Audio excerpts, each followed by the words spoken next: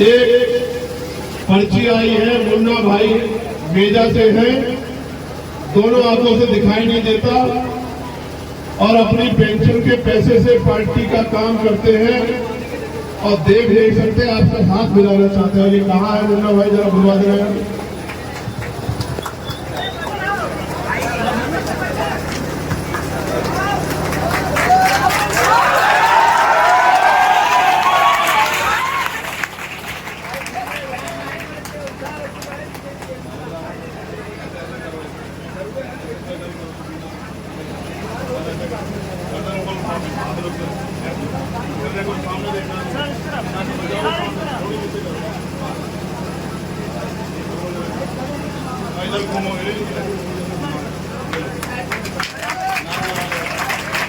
बाबा साहब जिंदाबाद, समाज पार्टी जिंदाबाद,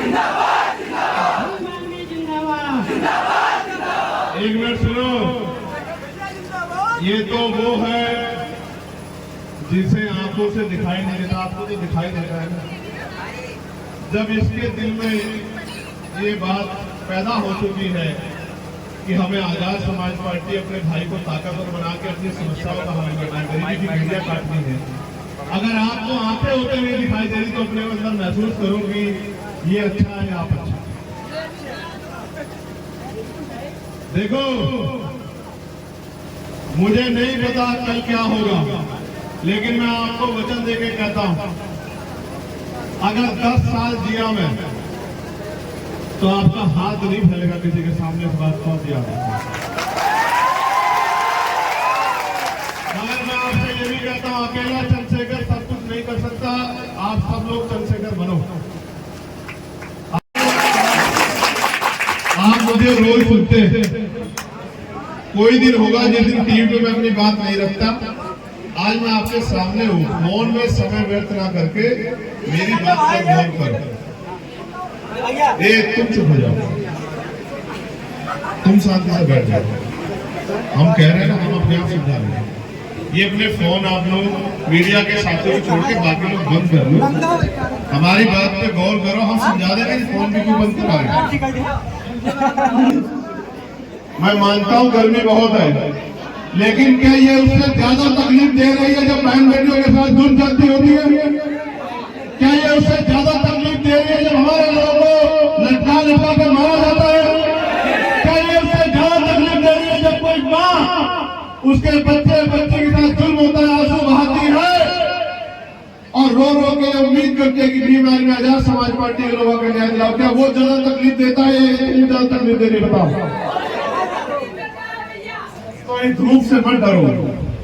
आज अगर इस धूप से डर गए तो कल मेहनत नहीं कर पाओगे। आज इस धूप से लड़ गए और आपने मेहनत की तो फिर कल बढ़िया कुर्सी बैठने को मिलेगी, मीटिंग हॉल में एसी लगा होगा और तमाम तरह की सुख सुविधाएं आपके पास होंगी।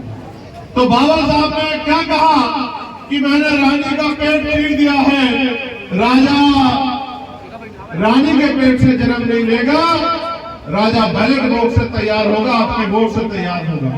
और फिर उन्होंने समाज को कहा कि अगर गुलामी की बेड़ियां काटनी है तो अपनी वोट से अपनी ताकत बनाओ।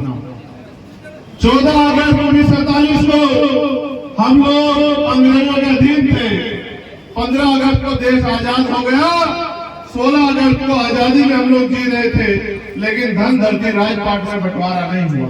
और जो आजादी से पहले सामाजिक व्यवस्था थी, उस व्यवस्था के अनुसार इस देश के दलित, पिछड़े, आदिवासी और अन्य धार्मिक अल्पसंख्यक समुदाय के लोगों को सम्मान से जीने का अधिकार नहीं था।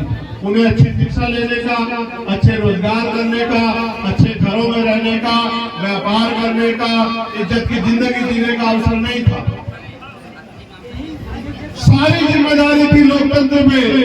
बाबा साहब जानते थे कि जिन्होंने हजारों साल हमारे आंखों के दर्द को नहीं देखा, हमारे भूखे पेट को नहीं देखा, वो आजादी के बाद भी हमें इज्जत की जिंदगी नहीं देंगे। इसलिए बाबा साहब अम्बेडकर ने वोट की व्यवस्था हर एक व्यक्ति के लिए की और उन्होंने न कहा political power is the master की। राजनीतिक सत्ता वो चाबी है जो आपकी सारी परेशानियों का हल कर देगी। अब आप मुझे बताओ, क्या आपके जीवन में परेशानियां हैं? हाथ उठा के बताओ जिनके जीवन में परेशानियां नीचे कर लो। इन परेशानियों का हल चाहते हो तो हल आएगा कब? जब आपके अंदर होगा बल। और बल कहां से आएगा? जब आपके पास होगी राजनीतिक। और राजनीतिक ताकत कैसे बनेगी? जब 5 साल तो आप कुछ भी करें, लेकिन जब चुनाव का समय आए तो एक एक वोट आप आजाद समाज पार्टी के समर्थन में तैयार करें और आपका विधायक जीत कर जाए, तब आपके अंदर राजनीतिक शक्ति अब आपके ऊपर है। अगर अपनी समस्या को जल्दी खत्म करना चाहते हो तो फिर अपनी राजनीतिक ताकत बनाओ। मैं यहां कम आता हूं, इसलिए आप लोग एक दूसरे के साथ पूरे नजदीक खड़े होके, गर्मी में खड़े होके परेशान हो रहे हो कि पता नहीं कब देखने को मिलेगा।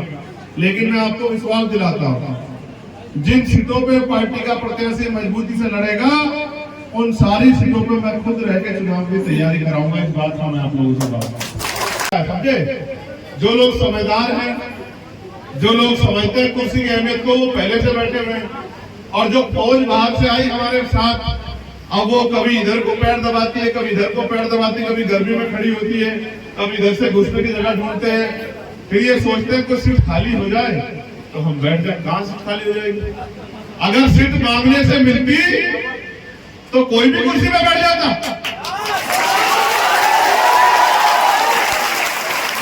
कुर्सी तो लोकतंत्र में छीननी पड़ती है, और जो छीनता नहीं, जो छीन नहीं पाता, वो कुर्सी के आगे जमीन पर बैठता है या कुर्सी के आसपास लटका हुआ नजर आता है। लेकिन ताकत किसके पास होती है? जो कुर्सी में बैठता है। कुर्सी में ताकत नहीं है, जो कुर्सी में बैठता है उसके पास ताकत आती है। इस बात को समझो। मेरी बात को नगीना के लोगों ने मान लिया, और जब नगीना के लोगों ने मेरी बात को मान लिया तो आज उनमें इतनी ताकत है कि जिलाधिकारी भी उनकी सुनता है, एसएसपी भी उनकी सुनता है, डीआईजी भी उनकी सुनता है, कमिश्नर भी उनकी सुनता है, पटवारी, सेक्रेटरी, कानूनगो, तहसीलदार, एसडीएम, एडीएम सब उनकी सुनते हैं। और थाने में सिपाही से लेके और बड़े अधिकारी तक सब उनकी सुनते हैं, उनकी बात पर काम करते हैं।